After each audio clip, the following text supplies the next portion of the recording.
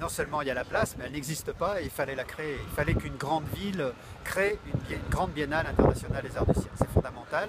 Le cirque va très bien à Marseille et surtout on a eu ce coup d'essai avec Cirque en Capitale en 2013 qui a été un succès total avec 55 000 spectateurs, avec 95% de remplissage.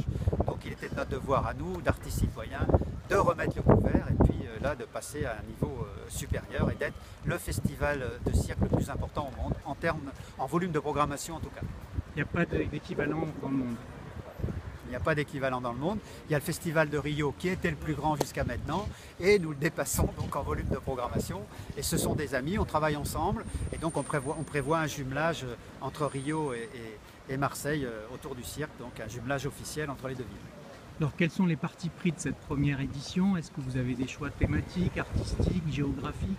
Alors, par rapport à ça, nous, Raquel et moi, on a choisi à peu près 50% de la programmation. 50% de la programmation a été choisie par les partenaires, les différents lieux culturels sont partenaires avec nous.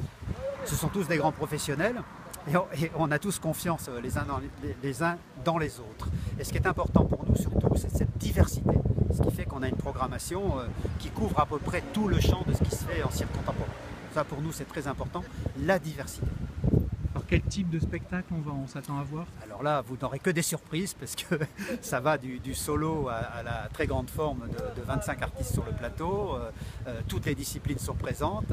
Il y a des spectacles monodisciplinaires, puis des spectacles où il y a une foison de disciplines différentes. Donc vous serez de toute façon surpris.